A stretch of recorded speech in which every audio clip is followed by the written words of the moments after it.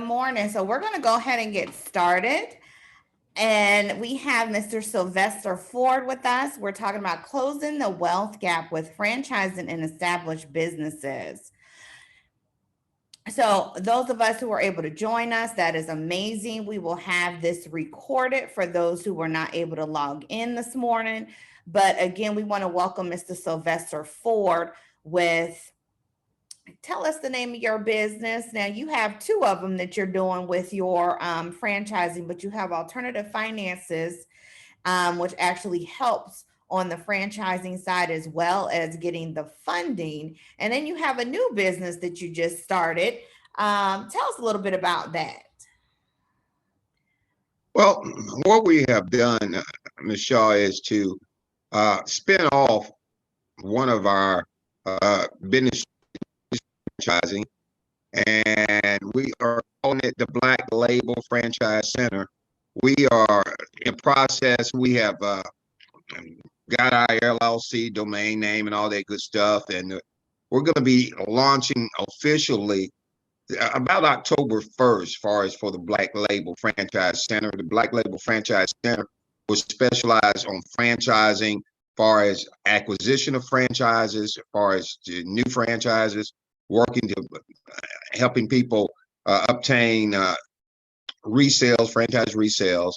And then also one of the most important things that I see as we move forward here in the 2020s, that there are a lot of great Black businesses out there, and there are a lot of great businesses overall, but we're going to be focusing on the businesses that a lot of people overlook, and they're African-American businesses, to turn them into franchises so that they can also begin to promote their brand, not just in their hometown or maybe 2 or 3 locations, but promote their brand across the country.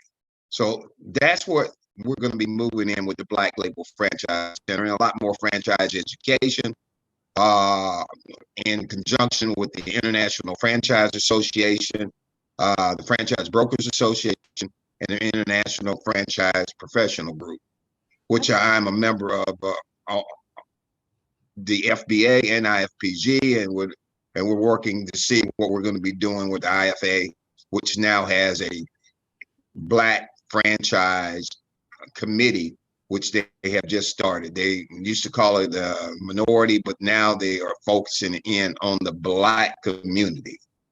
Okay. So, all right, awesome. Well, again, Mr. Ford, thank you for joining us. Mr. Ford is the owner of Alternative Finance and Business Strategies, and now the new Black Label Franchise Center. The AFBS arranges funding for business working capital, commercial real estate purchases, and refinancing, economic development funding, and franchise consulting. Sylvester has been a member of the Clayton County Chamber of Commerce, the South Fulton Chamber of Commerce, the Atlanta Business League, the Council on Quality Growth, the Forest Park Ministerial Association Executive Board, the International Economic Development Council, and the Atlanta Airport Chamber of Commerce, as well as a member and licensee of the Franchise Brokers Association, which you just mentioned. Sylvester is an immediate past board member on the Clayton County Development Authority and the Jonesboro Development Authority. So again, we're going to go ahead and get right into closing the wealth gap. It's your show, Mr. Ford. I just want to make sure, I of course, those who may not know who I am Ariel Shaw, founder and president of Southern Crescent Women in Business, where we support women in business and women-owned businesses in the Southern Crescent. All right, Mr. Ford, let's talk about closing the wealth gap. Okay, this is a topic that is very close to not just my heart, but across the country. And the reason it's so close to everybody's heart is that during the COVID-19, we saw that Black business owners and even Black Americans were 1 or 2 paychecks away from catastrophe. Our Black businesses were 1 or 2 weeks away from catastrophe. And when COVID-19 shut us down much longer than anyone could have anticipated, it attacked 20% of our Black businesses who are no longer with us. They passed away. So the racial wealth gap, let me just break it down. For today's comparison, the racial wealth gap is the situation that exists of the differences, our purposes, of white household wealth in comparison to black household wealth. Whites make up 60% of the population, yet they hold $94 trillion in, which is 84%. That 60% has 84% of this country's wealth. Well, you say, well, there's 16% more. Yeah, spread out across all other racial gaps. You know, African Americans make up 13.3% of the population, and that's based off the census before this 2020 census came out, which just came out in the last month and a half. But we only have $4.6 trillion in wealth. Now think about that. $4.6 trillion in wealth versus 94.6% in wealth. 84.6 trillion dollars in wealth. That's a big difference.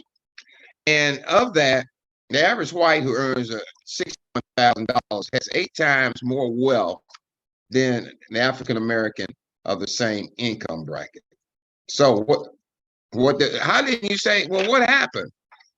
Well, there's a lot of reasons.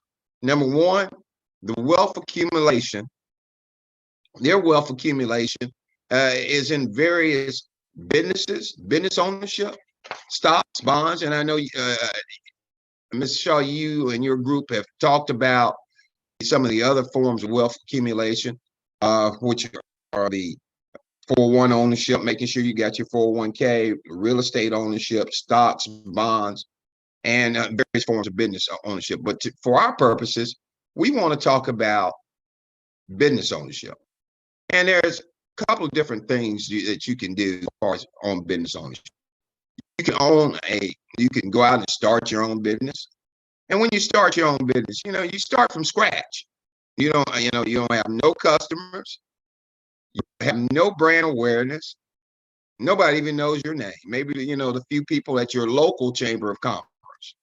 And if that's the only people that that you only, are able to get money from internal within your community. You're not out there being able to be external and bring in dollars from all around the country. Not yet. And when you start, so that's why starting a business is a very tough proposition if you don't have significant capital to market yourself, or any or have the ability to get out there and just hit the circuit with TV, radio, digital, and digital media to get that brand awareness up. So when we start talking about franchising, we also have business acquisition. And let's talk a little bit about business acquisition. What is business acquisition? Business acquisition is the acquisition of a business that is already up and running, been up and running for quite some time, and has revenue. And also it has a market presence and some type of brand awareness. Even though it's not franchised, it has sustained itself over the years. A lot of businesses in our community, and we just can see things such as convenience stores, gas stations, even some of your insurance agents, and your pest control. One day that one person is owning it, or it says they're the owner, and then you're introduced to the new owner. Well, that's business acquisition. Many of the immigrants who come to this country, they come and buy an existing business. Well, why do they do that? Because just of the things I said, when they walk in the door, they already have a customer base. Just because the ownership changes at a convenience store, most individuals could care less. They still go in there and pick up their, whether they're talking about their sodas, the beer, their tobacco products, the gas, and the store doesn't miss a beat on the revenue. Well, many African Americans have not been part of business acquisition. Uh, we wake up and we say to ourselves, well, how did someone from another country come and buy the convenience store in our community? How did they get the dry cleaning company business in our community? Well, they are out actively seeking and talking, utilizing business brokers and business acquisition consultants to help them identify businesses that have revenue. I currently myself have a couple of customers who are working to acquire companies that already have revenue. And you say, well, how do you know what you should buy that company for? Well, it just depends on what type of company it is. It depends on whether or not the company is ran by the sole proprietor, a sole proprietor and his family, and nothing wrong with that. You walk in, you see the convenience store owner, and he works there 12 hours a day, then another 6 hours, either his wife or vice versa. The wife might work 12, then the husband comes from his job and works the other 6. The children work on weekends. Great business. But that business right there, you can buy it at a better price than you could the one that has multiple management and things of that nature. For instance, if you have a sole proprietor and that business is $100,000 and it's a sole proprietor business, it's going to sell for, if its revenues are $100,000 after all expenses have been paid, that business can sell then at that point for about $150,000.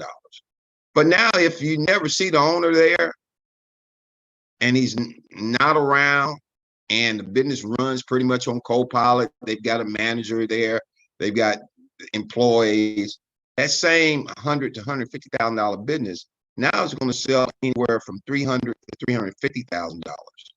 Now, one of the things about using an acquisition consultant, as far as for you to determine which way should you go as far as on paying for that business and why.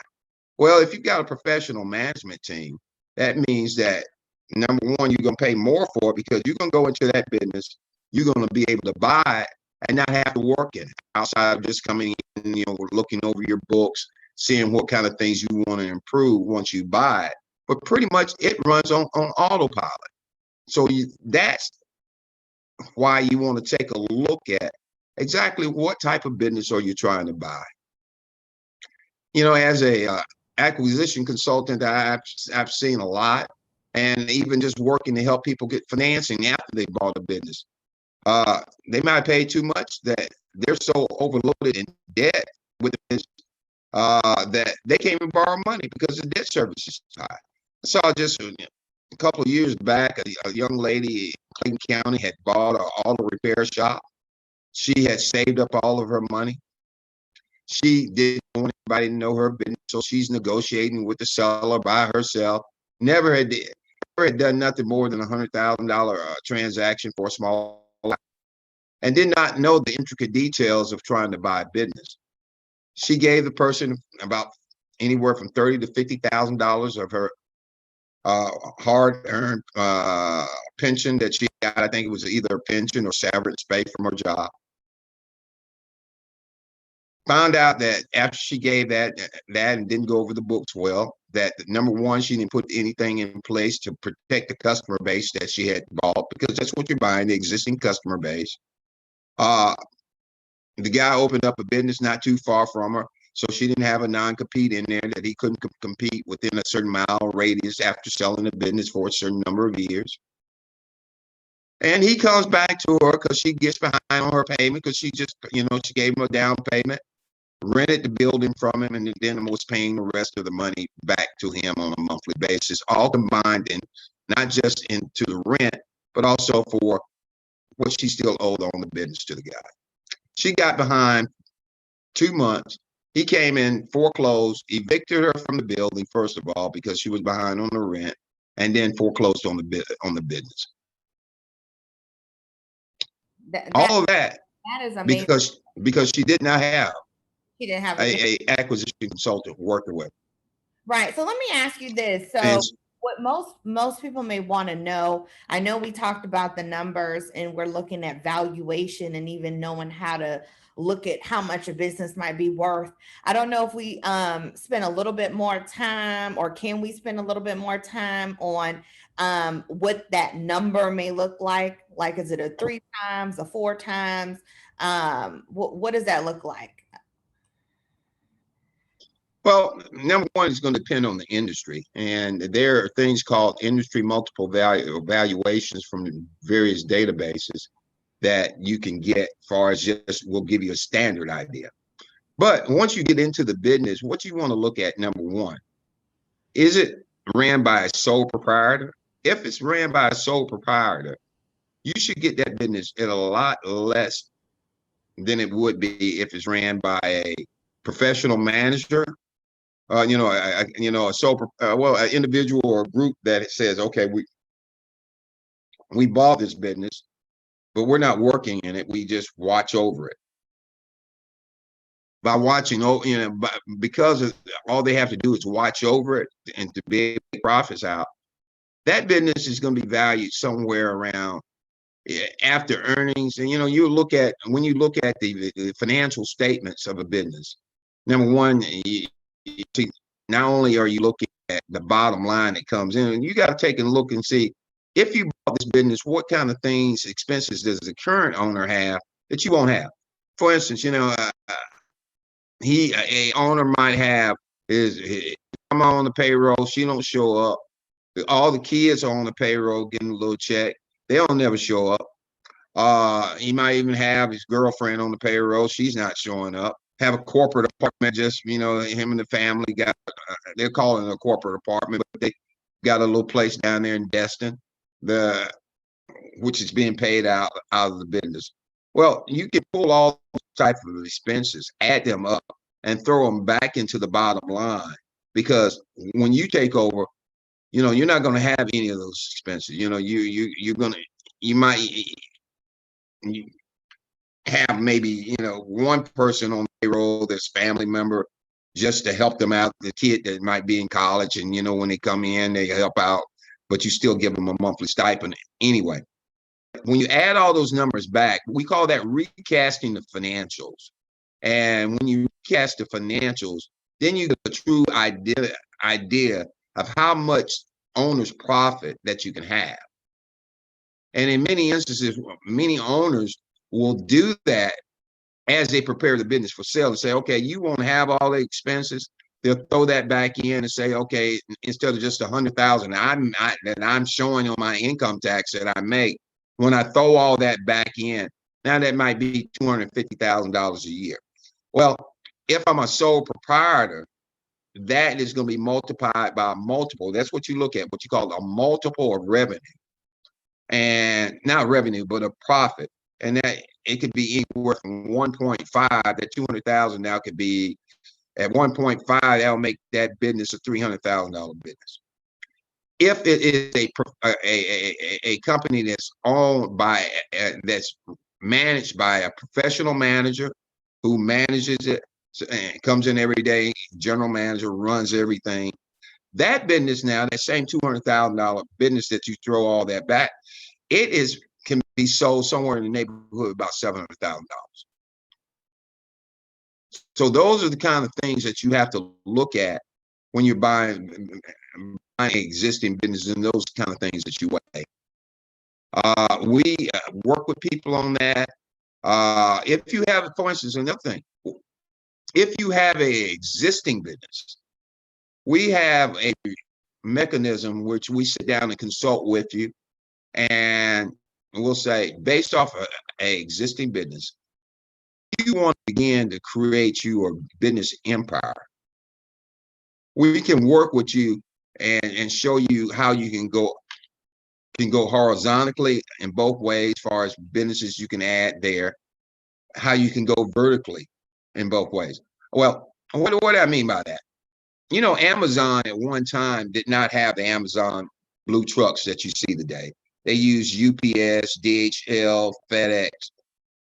Well, if you were if you were a distribution company like Amazon,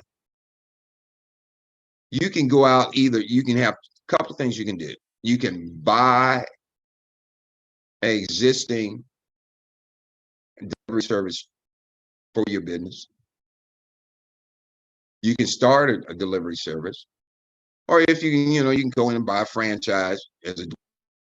But by moving UPS, FedEx, DHL out of the way, now you bring in your own for whether you buy a franchise for it or whether you buy an existing business. Then you are able, now you got a trucking company, a delivery company, that not only is you're paying your own self, you're doing business with yourself, but that company is also able to go out there and do business with other companies. That's one thing, as far as if you were Amazon.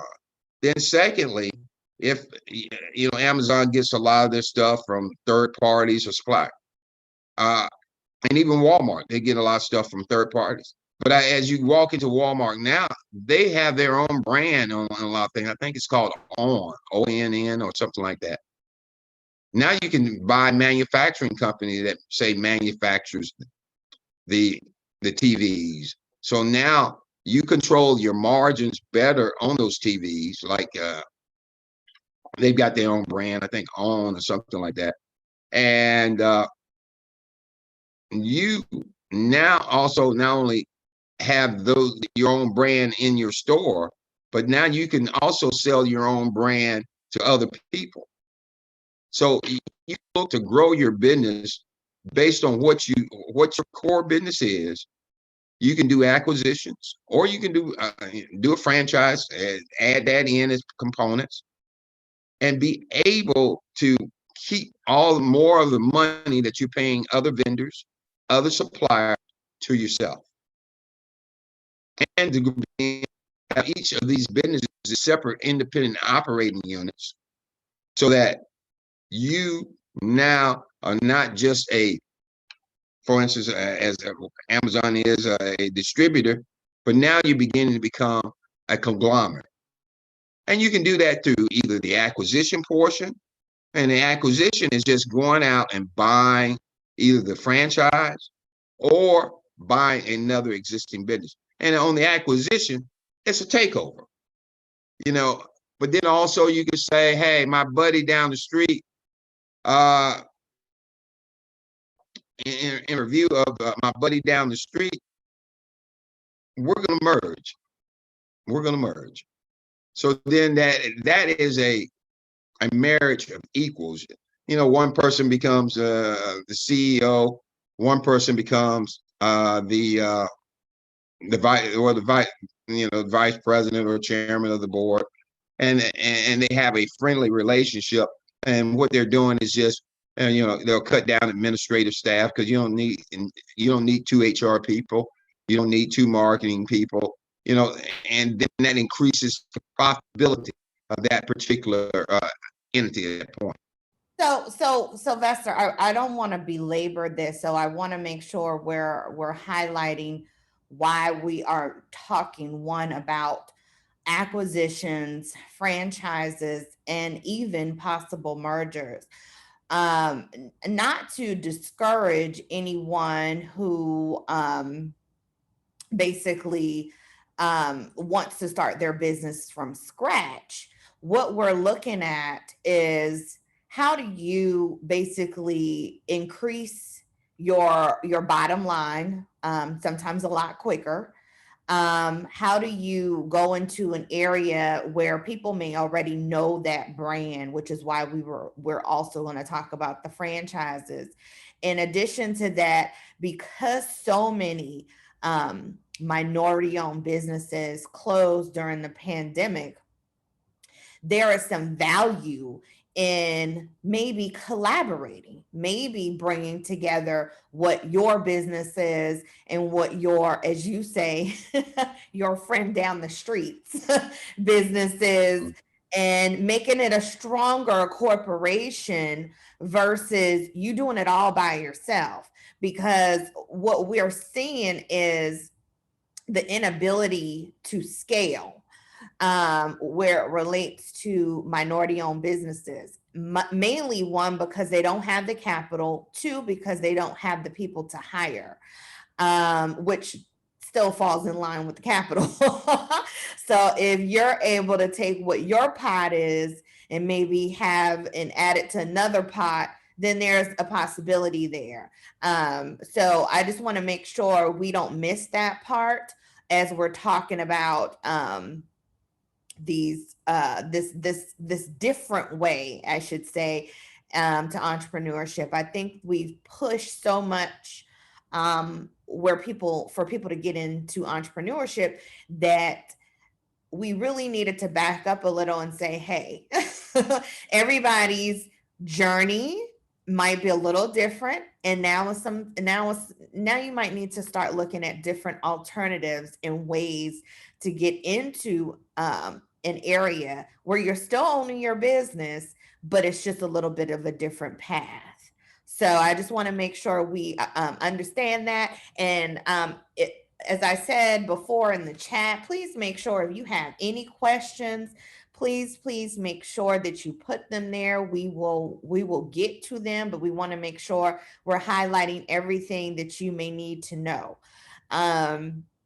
So where are we on this slide so we can go to the next one? I'm not sure if we've answered all these questions. We pretty much covered most, but the collaboration is no more than the mergers. That's all it is a merger. That's just that would be the correct terminology. Whether you're merging from a standpoint of similar companies, or you're merging various services. So as I was talking about earlier, say a marketing company might be merging with, say, a event center, or they're collaborating. That's what we call it in many. That's what's been, just a generic term is collaborate. But the legal thing to do in order to really make it click for you and to address the racial wealth gap, go ahead and merge. Now you have a company.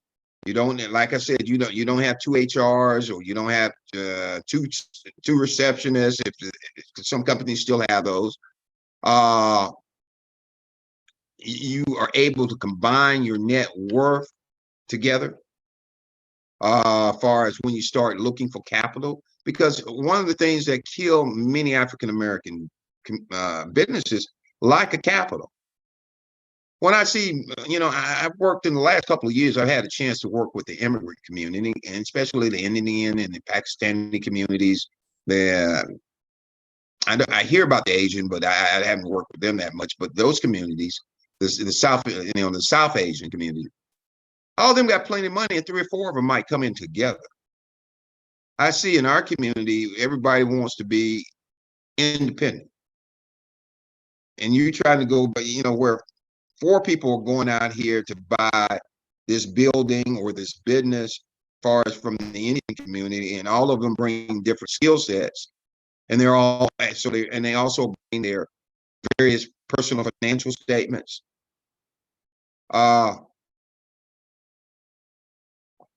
Our community, one individual come in, and that one individual is nowhere near capitalized as those 4.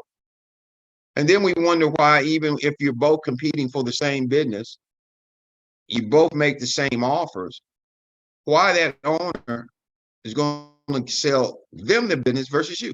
Number one, you got to understand, most business owners, if they're selling not up under distress, wants their business not to just go to the highest bidder, but that's their baby. That's been the love of their lives, maybe for 10, 15, 20, even 30 years. That's where they've been waking up, and that's their first stop after they leave home, outside maybe the coffee shop and grab a cup of coffee. It's been their business, and they stay there from 8, 9 o'clock in the morning to many instances 7, 8 o'clock at night. And you've been doing this for 30 years. You don't want to sell it to somebody you don't feel they can maintain, because number one, the capital is not there, the management team is not there. Those are very important things to think about when you're trying to acquire business. And I think as we move forward in the 2020s, and with the intense competition that we're going to be seeing not just from your neighbor next door or from the other guy on the other side of the street, but because of the social media and the digital transformation of marketing, it's going to be intense. And so people need teams. You know, that's why, I wanted to share with anybody, we are looking for people who want to become affiliates. We don't train you. We get you with our organizations. There are calls for it because we want to grow also, and we want you well trained and have a great understanding. And I think that's one thing that we have to start. We just cannot hire somebody because you maybe can bring on one trusted, loyal friend who might not have a great understanding of your business. They're there because they're trusted, but you got to put together a real team. Now, I think we got to do that. And that's what buying existing businesses kind of forces you to think through, because it's a process. You just don't waltz up and say, I got the money. The owner's vetting you as you are vetting the business. And the owner probably, like I said, because that's their baby. They're different. That you just think about, that might be, you look at it as men and how we as fathers have to look at it. That's you turning your daughter over to another guy. Letting them, and if you're like me, you ain't gonna be playing with that guy. And that's the way they look at their businesses. Now, as far as franchising is concerned, a franchise broker is someone who helps people find franchises. In many instances, there's not too much additional cost in dealing with a franchise broker as far as on the price of the franchise or anything like that. The franchise broker might work with you to, give you some profiles. We use something called the Zoracle profile to see exactly what type of franchise are you acclimated best for. And I would highly recommend that for anyone, even if you're starting a business, to take a profile similar to that, just to make sure, is this the right business for you? Because you get in and you say, I want a restaurant, but you don't think about that. Who works in restaurants? If you're not good with teenagers and young people, young adults, that could be a problem for you, because that's most of the people who are going to come in there looking for a job at a fast food restaurant. So that's one of the things that a franchise consultant brings to it. And also, what are the pitfalls of franchise? You might call in and say, many years ago, a lot of people were calling in wanting Quiznos. Well, they might not knew it, but the databases that a franchise consultant has would have let them know that Quiznos up on a lot of litigation from their franchisees. That is not something that we would recommend to you, even though they're still out there marketing and talk. But the franchise consultant will say, no, not a good one is not going to let you buy that franchise. I don't care how much you want it. Wait a minute, everybody's showing them right now. They might not be around. But of course, they're marketing people. You say, go direct to people. I can call them, yeah, you can. But are you going to get the entire story? Are you going to find out everything that you need to know about that franchise? That's what are the franchise consultants going to say, hey, I can share with you what is the up and coming brand that's competing against that can obtain more market share. And number two, as a new emerging franchise, you're going to have an opportunity to have more say in the direction that the franchise is going to go, because the franchisor is going to listen to the first people that come into the franchise who make sense. Now they got to make sense and make them part of his strategic team. So that's one of the things that we can offer, is how flexible is that franchise on new ideas from their franchisees? What type of communication do they have so they can strategize? Well, most of the franchises, they're very good at that. That's why many franchises during the COVID-19 survived, because they had weekly, sometimes twice weekly calls talking about best practices and things of that nature. So that is one of the reasons that you want to use a franchise consultant. talking about how blacks got involved into the franchise industry. It was in the late 60s, like 70s. It was in a very similar time as today. A lot of people was going on in the late 60s, early 70s. Some of y'all might not remember that, y'all young people. But, you had urban unrest, similar to what we had last year in 2020. You had the rise in the Clevelands, the Detroits, the LAs, and many Chicago's and things of that nature.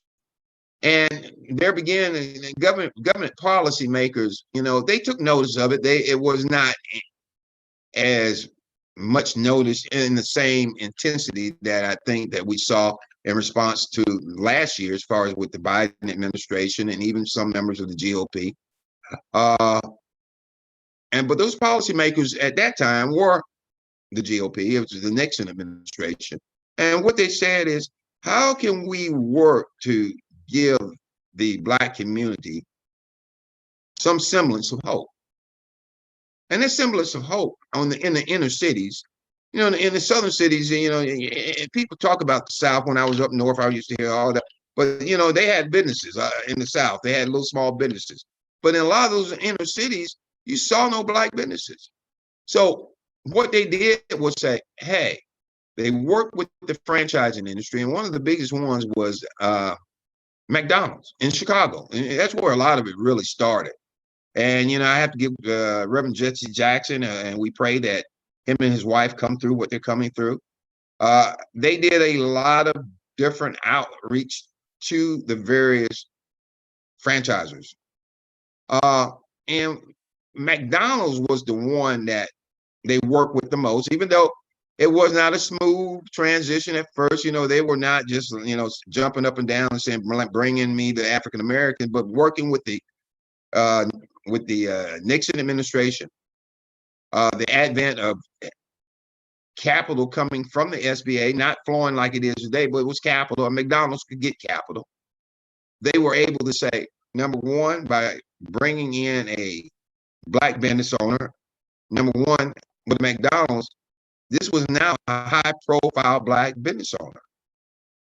Number two, the employees could be seen and noticed because of their uniforms, working for a Black business owner. Number three, a Black business owner, as far as from McDonald's and places like that, they were giving back to the community. So with that, they said, okay, and they were making a lot of money. Some of those African American franchises in Chicago were making more money than any of the other McDonald's around the country. They were making a lot of money.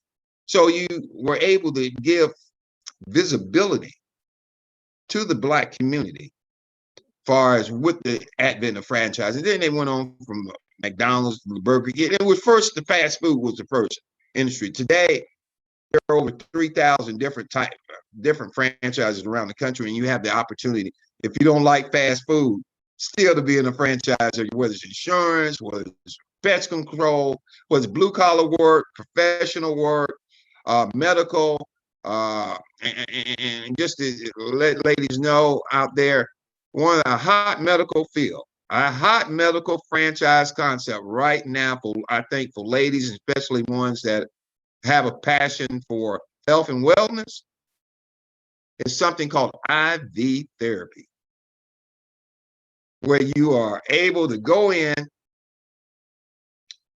lay down on the little bed inside in the facility, get your IV with all these vitamins and the stuff that makes you look younger. Some of the IV therapy is for weight loss. I think that is for ladies. I think that's hot, and I think for females, because you don't have to be medically licensed to own it. Now you can't give the shot if you're licensed, but you have to bring in the proper personnel for that. But that is something that's really, really taking off. But that's just one example of how you're going to. Let me jump in. That's interesting you say that. One of our ladies out in Fayette County ended up opening out of the many businesses that she already was running, she ended up opening one of those IV therapy as well. And then I believe you only have to have what a MA or a nurse or a practitioner in order to run those. You don't have to be a medical doctor. Yeah. Right. Yeah. Right. You don't have to be like I said, if you don't have the proper credentials, you can't give the shot. But you can bring those people, excuse me, you can bring those people in to that. Another thing, far as in a lot of our communities, and I'm just talking, if this might not, like the preacher said, this might not affect you, but it might affect somebody you know. A lot of these communities that don't have urgent cares, or the hospital has left, you don't have to be a medical professional to own urgent care. And we offer some urgent cares also, and you can put, you might say my hometown does not, and my little hometown, like my little hometown down in Haddock, Georgia, does not have a medical facility. I think you have to go 15 miles in one direction and 30 in another. But if it has enough of a population, but still is just what we would call a medical desert, voila, you can own it, staff it. You can't just go in there and diagnose patients, but you can walk around, see what's going on, if that's what you want to do, or as a group can do that. So those are ways in which you can give back to the communities that you care about, whether you live there now or that's where you came from and you want to give back. So But I think for ladies right now, I really think that's amazing that you said that. I don't know if we talked about that previously, but when you have these hospitals that are maxed out, as you know, just today we have the National Guard from our governor actually is sending in the National Guard to our local hospital as well as to Fayette County to help relieve with the shortage and just the capacity issues. That urgent care is going to be something that I think will be a very key thing to even look at from a business standpoint, as well as just being able to help your community. So I'm glad you mentioned that. But then the other thing that I look at, Black women are starting businesses at a higher level than anyone else, or going into business. Of the businesses that have employees, they say it's about 12.5 million small businesses that have employees, and Black women are making up of the Blacks of those new businesses with employees about 20%. So that's astronomical as far as those percentages there. One of the things that I saw, though, as far as we're beginning to see a lot of Black females who are in franchising. Are you aware that the Milwaukee Bucks, who won the NBA national championship, has a Black female minority owner? She owns a piece of it. Well, how did she get enough money to own a piece of the Milwaukee Bucks? Well, she owns various franchises and made her money in the franchise industry.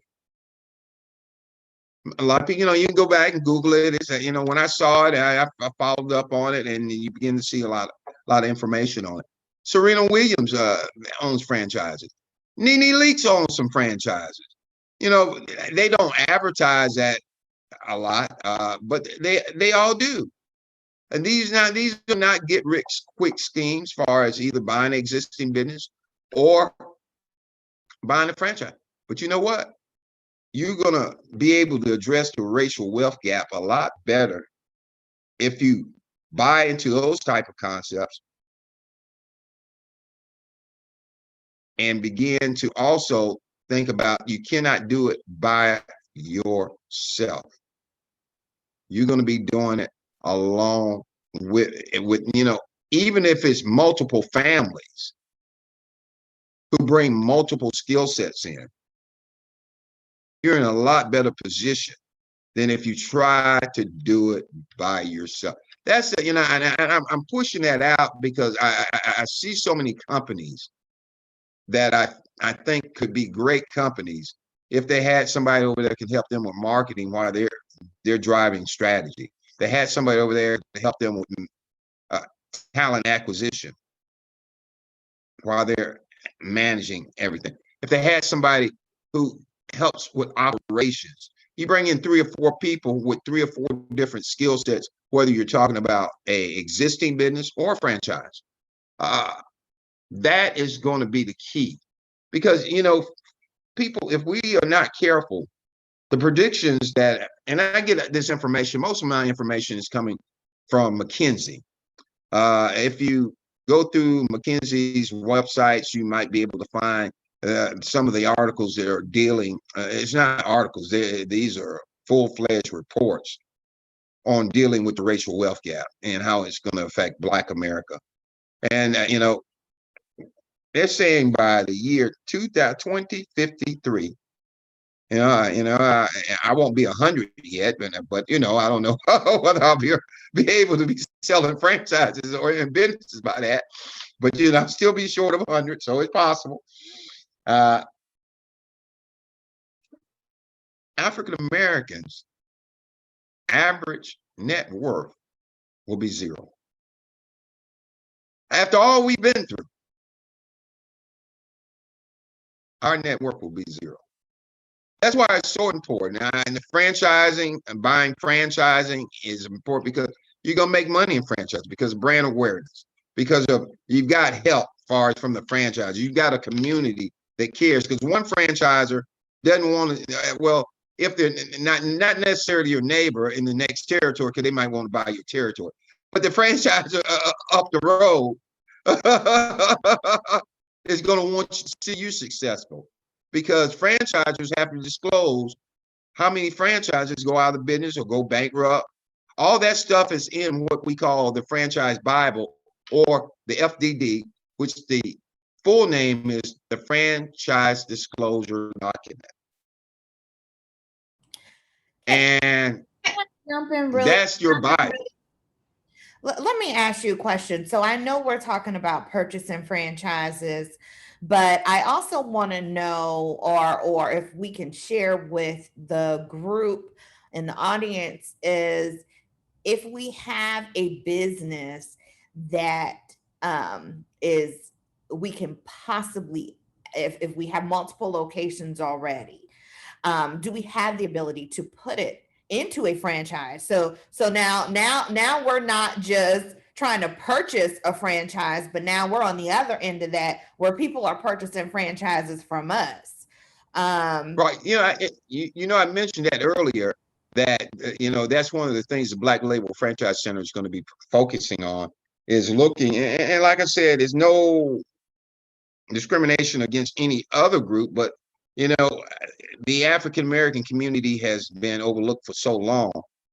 And I'm an African American, and I'm going to be going through these companies as far as doing business with them much more so than someone who's not a non-African American. So yes, I care about these companies. So yes, we're going to be focusing on, okay, you got 3 or 4 locations. They're all going pretty well.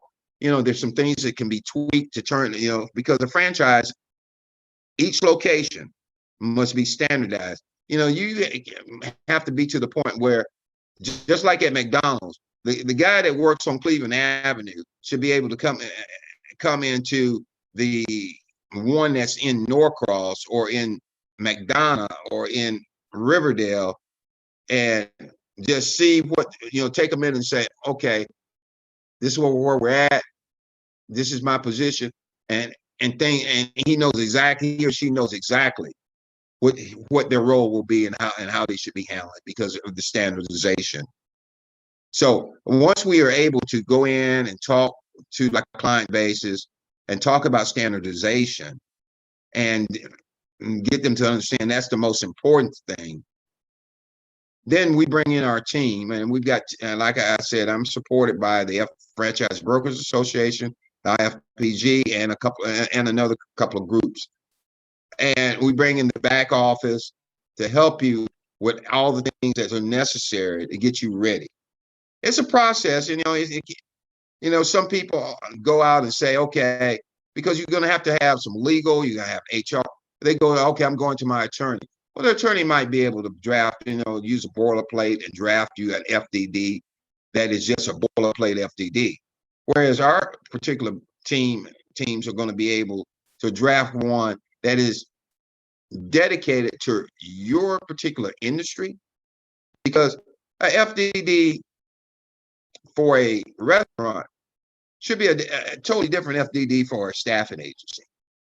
Many attorneys who are not franchise attorneys or who are not part of the franchise groups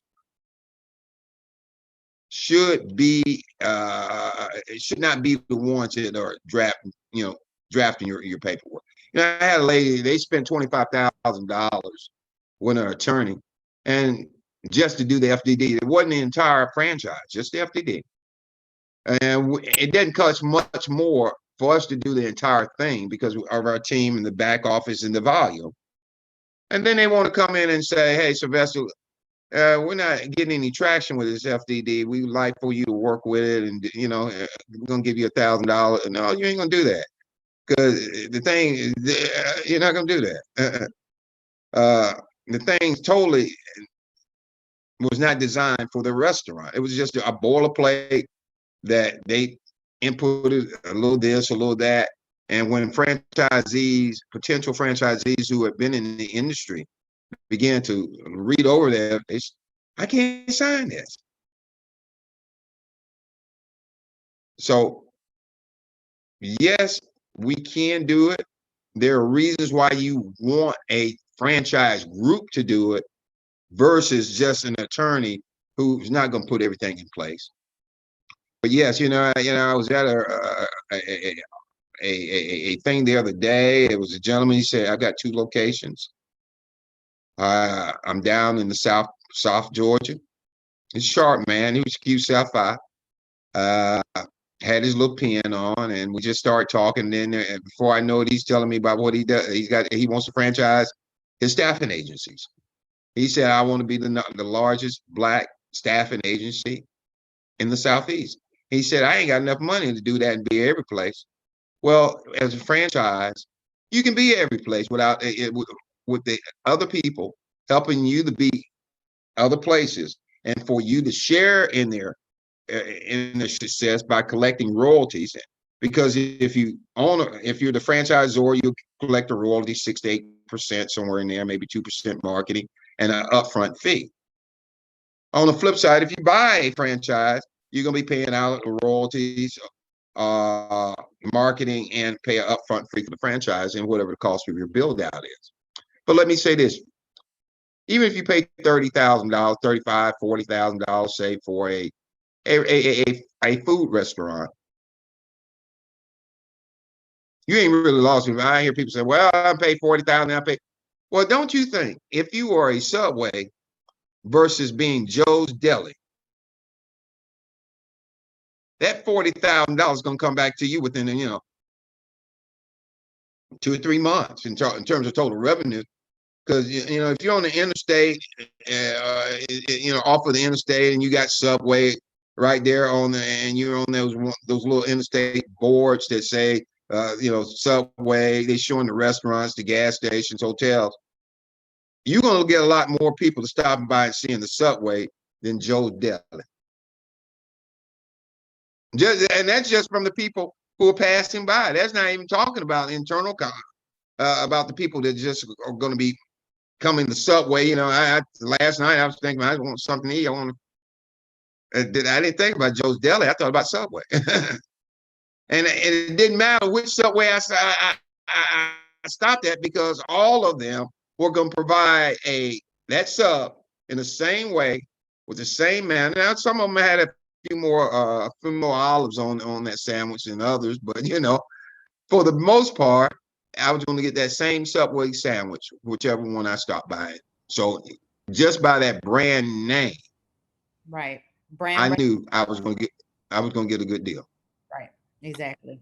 So the hot industries that we I know we mentioned a few. You said IV therapy as it relates to women, anything in the urgent care area, Are there any additional areas that we need to be looking at, what you're considering hot industries in the franchise business? I'm glad you asked that question, especially at such a time as now. With these infrastructure bills that are coming out of the Congress, both the regular infrastructure bill, just with roads, bridges, highways, things of that nature. There, I encourage people to start looking at blue collar industries, whether we're talking about buying a existing business or buying a franchise. Whether, and there's so many different industries that are going to be impacted by this. We're going to be talking about number one, we're going to be talking about like concrete companies. We're going to be talking about design firms. We got some engineering firms also. They're franchise engineering firms. You don't have to be an engineer to own it, but you can manage the process. If you might be in, you might be in real estate development or real estate, and say, hey, if I get an engineering firm, not only can we design a product, we can sell it. As far as to grow your empire, we've got all the maid service, janitorial, some small trucking companies. It's going to be a tremendous amount of stuff that's going to be needed for as far as the infrastructure bill. Well, because when you start talking about $1.2 trillion worth of work, that's not all. That's just to be a part of it. You'll see private investment, the private sector will come.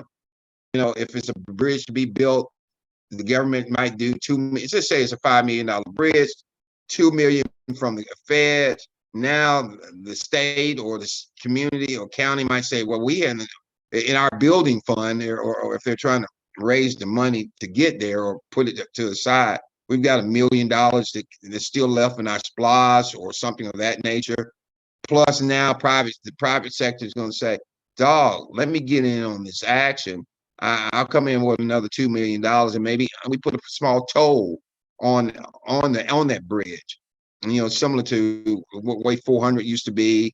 And I think down there in St. Simon, I used to cross over one of the bridges. I think there was a toll on it. And you begin to see more of that. But now that community now has a safe bridge. And, there's a lot of services they're going to need to make that bridge work, to get that up and running. It's a 3 to 5 year project. Then also you got to think about, well, if all these construction workers are there, what kind of little restaurant might be good? A little Subway or Firehouse right down from where they all are working at might be a great thing. And you got at least a 3 to 5 year run if they're talking about that's how long it's going to take to build. And then if they build it, that means there are going to be other things that new businesses coming in that you'll be able to cater to that new market. So there's going to be a lot of opportunity there. And then also, if they start talking about the human infrastructure, when we begin to start looking at child care, senior care, independent living, education, there's a whole host of franchises. Right now I've got all types of STEM franchises. There are a lot of, and also you're going to need those STEM and educational franchises to help a lot of these students catch up. A lot, because I hear about so many of them are beginning to fall behind because they just don't have this, might not have the parents doing all they could, but might not have the support that they need at home. A lot of parents say they love their kids, but Algebra 2 just wasn't their thing in school, and it's hard to give them help. So they need that help, outside help, to be able to do it. So it's going to be a lot of education, a lot of daycare, and then also a lot of other things that are going to be necessary because of those infrastructure. I suggest people follow those infrastructure bill because that's where the money is. And if you follow the money, you'll see what kind of businesses will be able to survive based just off those particular programs. And that's not even talking about going after the government contracts. This is just opening up businesses or buying businesses who are part of the rising tide that is lifting all boats. So it's basically looking at Okay, this is where, and you know, we really try to stress that with our group. Pay attention to where the government is spending their dollars. Um, you know, you mentioned several areas. I would say even the broadband in rural areas is Yes. definitely a target. Um, and I'm very glad you mentioned anything that offers the educational support in STEM as it relates to these kids. But it's more importantly, from a strategic standpoint, you want to look at, okay, I want to start a business, but hey, why don't you start looking at how do you solve whatever these issues are? I always tell people, what are you solving? If you're not solving anything, you're starting off in the wrong area. So if you have your government saying, I am going to put trillions of dollars in investment, why are you not looking at where they're trying to put those dollars? And if you're looking at starting another business or adding another business to your portfolio, why not be in one of those areas? So we really have to be very strategic from the beginning and not on the back end. And I think that will solve a lot of problems. But I tell you one thing, that 2053 year, that statistic of Black wealth being at zero should scare everybody. And should definitely put more people, especially those who have spending power, those who have the knowledge and and are in the rooms where they're having those conversations, these conversations, please make sure you're doing your part. Go ahead, Soda. You mentioned broadband. We do have two or three broadband companies in our portfolio for the rural communities. So if that's something that's a passion of yours, it's not a good rich quick scheme. I tell people, this ain't like buying Bitcoin today at $1 and it's at 1 million tomorrow. But then when you find out you can't get your money, this is building steady. Income is immediate. Wealth takes a period of time to build and accumulate, but it's long lasting. Because not only you building a company that has a brand name that can be easily sold, and after 10 years, you're able to at that point be able to get your investment back, and not you build something like that, you're going to get a larger return on your money at the end of the day than if it was just a regular company, because of the brand name. It's not, that's another thing and another conversation, but we have to buy companies or own companies, whether they're franchises, existing businesses, or our startups. We have to build these companies with the end in mind. 10 years from now, how can I exit?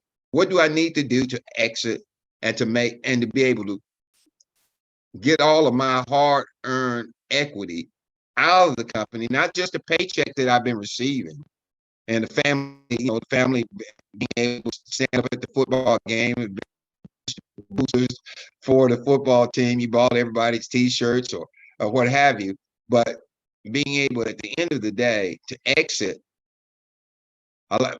give your business over to someone, sell it over to someone, not give it, but who loves it and is passionate about it as you are, and who wants to take it to the next level and is going to pay you a healthy premium for that opportunity.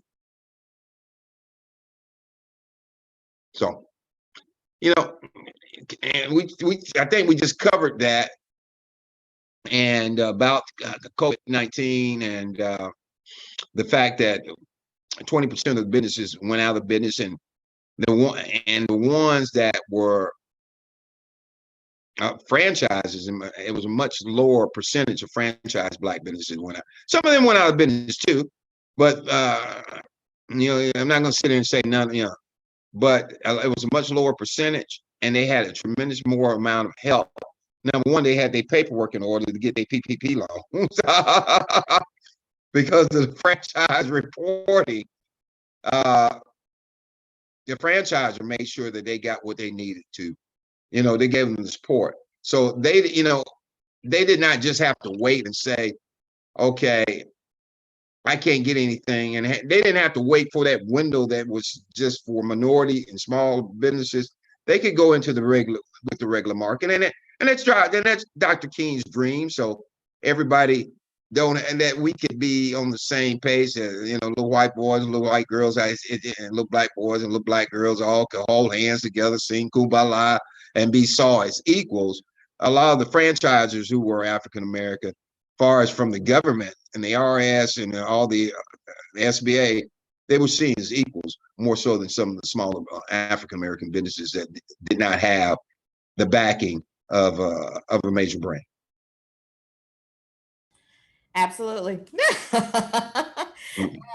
It's so interesting you said that, even with the funding side, because most of the businesses, of course, that struggled to get the paperwork together as it relates to all the funding that came out, whether it was from your local county, whether it was from PPP, whether it was from EIDL, whatever it was definitely, you did not see that same struggle when it came with your franchises. They already had their CPAs. Their paperwork was immaculate. So I agree. I participated. I participated in distribution of the Clayton County CARES Act. As far as in conjunction with the chamber, I was one of the members that kind of looked over the paperwork and analyzed. And it was not a deep qualifying. It was not a deep qualifying. If you had, we didn't even verify that the taxes were real. But could you show me that you even attempted to do your taxes?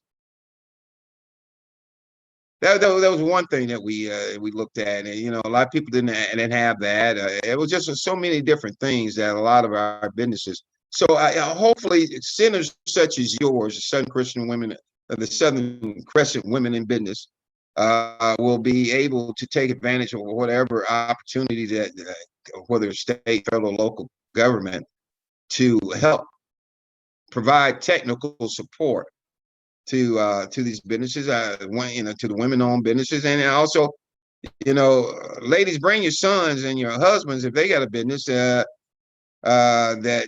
you're concerned about, so that they can get some of that knowledge. Maybe if they're led by a female that they trust into these opportunities of technical support, and they'll come and feel that it's a safe place.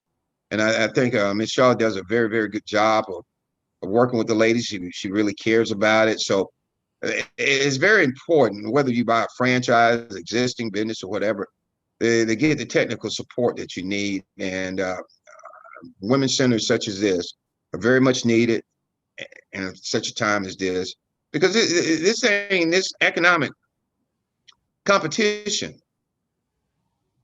in this country is real.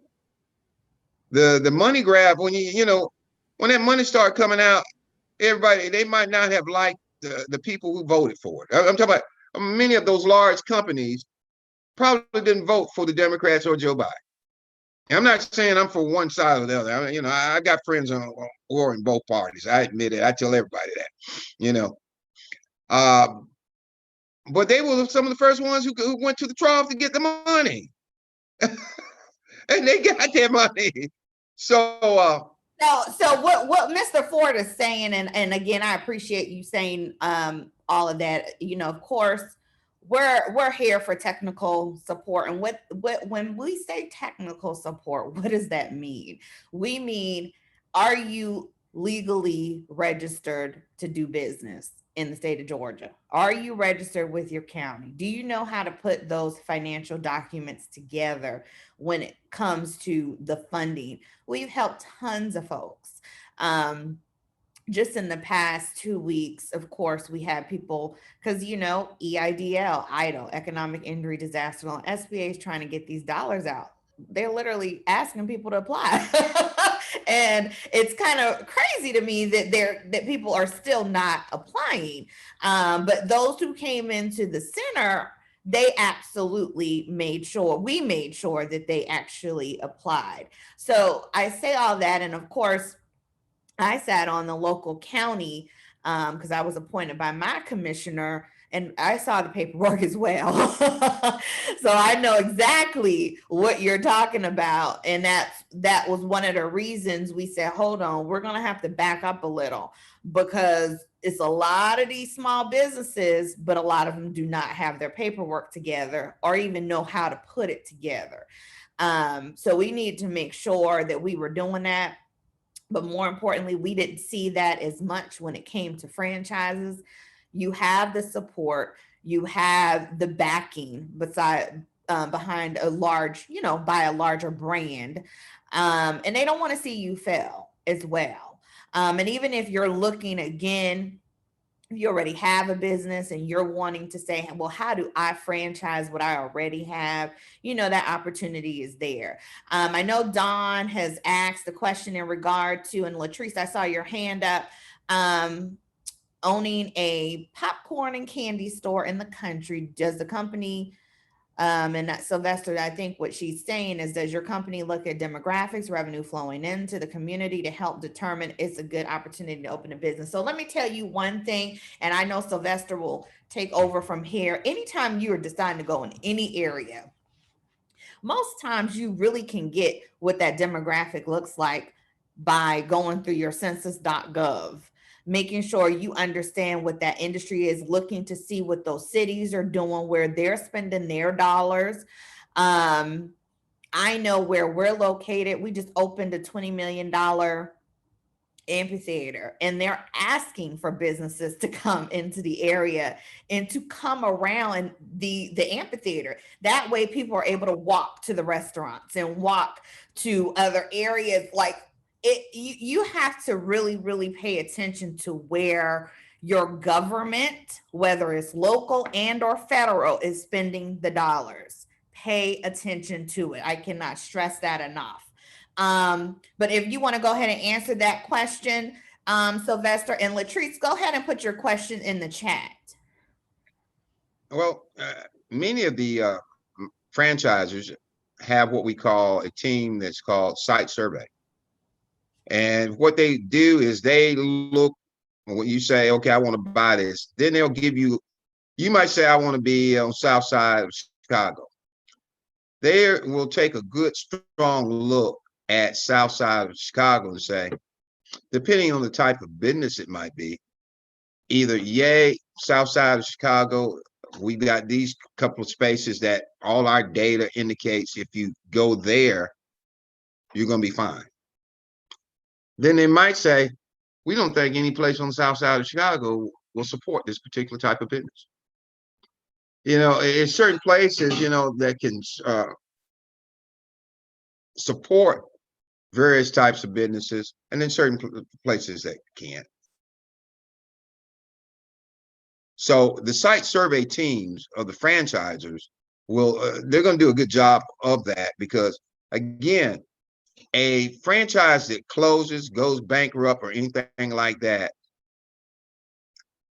is a bad mark on there. And because all that kind of data, as far as closings and bankruptcies, have to be in the next year's FDD. And when people who are going over these FDDs, as far as for the trying to buy it, or the attorney, after you've looked over the FDD and happy with most things, then a good attorney, when they're going over the FDD trying to advise you, give you advice on what kind of legal ramifications you need to look out for when dealing with this company, and they see all these bankruptcies or all these closures, that's a red flag. Most people don't recognize that, but that's why you use a franchise consultant who can point that out, and then allow for legal to explore it even more. But yeah, you're going to get the help that you need. But you might have one franchisor say no because they got a high-end popcorn candy store. Then you might have another one that said, well, our candy is what that group looks for in that area. So it just depends which franchise and what demographic and what target market, what's your rationale for starting a business. Is it to be a community leader and to be able to put a business in there that the community is going to like? Even though you might have low margins and, you know, you might have to address crime, but, you know, so it's just going to depend on what your rationale and reason for wanting to be in that particular location. Or you just, you know, wherever you're going to make money at, that's where you want to be. It just depends what your rationale. But yes, you'll get the help you need. All right. Latrice, I don't see your question. I know you had your hand raised. I'm not seeing your question though in the chat. Don has asked another question, and that is, can a nonprofit be franchised? No, because it's not making a profit. it's not. It's not set up for a profit. Where we should start looking at being able to take out money for royalties, marketing fees. Now it's very hard for a nonprofit to be franchised. I'm not aware of any nonprofits that are franchised. Not in our portfolio. I've got a thousand between the two companies. I've got over 1,000 different franchise. I don't know of one nonprofit. Now we might have some that provide services to nonprofits, but I don't think we have any. And I want to be clear with you guys, even with the nonprofit. I see a lot of our, a lot of us who want to do nonprofits. Let me say this. The model of a nonprofit, and we have a nonprofit training coming up on, I believe, the 10th. So please make sure you register for that if you need assistance. But a nonprofit, the business model is pretty much the same as a profitable business, except you don't keep the profit. And so you have to always remember that nonprofit is there to serve that community or whatever that purpose is. It is not to make you per se rich or wealthy. So when you're structuring your businesses, just make sure that you understand that there is a for-profit side, and then you can add a nonprofit side to serve the community, but never put yourself in a situation where you're dependent strongly or solely on a nonprofit. And be clear about what your goal is when you establish this nonprofit, because what I see is a lot of people, they get into these nonprofits because I have a heart and I have a passion and, you know, et cetera, but they're not doing it strategically. So I'll tell you this, we have a for-profit side and we have a nonprofit side. When we're looking at nonprofits from a nonprofit side, it's because certain grants will not ever touch a for-profit side. You know, and I won't say the entities because, you know, we put in for several. But the bottom line is there are entities that won't touch you unless you are a nonprofit, but you have to understand that going in. You can't just say, hey, I just want to give book bags and book supplies, and you know, you're still buying out of pocket. You're not even structuring it correctly. You have a nonprofit, but you don't understand that if you register that nonprofit correctly, and if you go into, because there are so many different opportunities and places that you can go to get these supplies as a nonprofit in bulk versus you going into a regular store and buying out of pocket. You just got to do it where you're very strategic and you're very you do it right from the beginning. So I say that to say, make sure you're tuned into our nonprofit training. That is not zero cost, is not free, but we try to get as much information to you guys in a very nominal friendly fee, because there are tons of ways that you can help your community, because essentially that's why you start a nonprofit. You start a nonprofit to help your community, whether it's your local or a global effort, and just make sure you're structuring it correctly so you can get the dollars to do the support and offer the support that you really are seeking to offer. So if there are no more questions for Mr. Ford, he has already put his number in the chat. For those who might be tuned in on Facebook, because we're live on Facebook as well, I don't believe you can see the chat. So his number is 678-896-6476. He is Alternative Finance and Strategies, as well as, give me that name again for the Black franchise, Black label. Black Label Franchise, the Black Label Franchise Center. Like I said, we're going to be going live with that October 1st. So you'll be, when you hear the Black Label Franchise Center, just know that's a spinoff that will be focused thoroughly on the franchising industry from the Alternative Finance brand. And also, I ask everyone to link up with me on LinkedIn, or you can also friend me on Facebook. But LinkedIn is the business venue of choice. And we would love for you to reach out to us and connect and link up together. Again, our number is 678-896-6476. And if you just need funding for your business, you can always reach us at www.whenbanksayno.biz. Thank you. It's been a pleasure. It's been a pleasure, ladies and gentlemen, to spend time with you today. I sit here and talk about business acquisitions and franchisings. I can go a lot longer. I got a lot more to say about the intricate details of it, but contact me for a one-on-one consultation. First 15 minutes are always free. Thank you very much, and y'all have a great day. Thank you, RL, for inviting me. Thank you. All right, everyone. You guys have an amazing Wednesday, and thanks for tuning in. All righty. Bye-bye.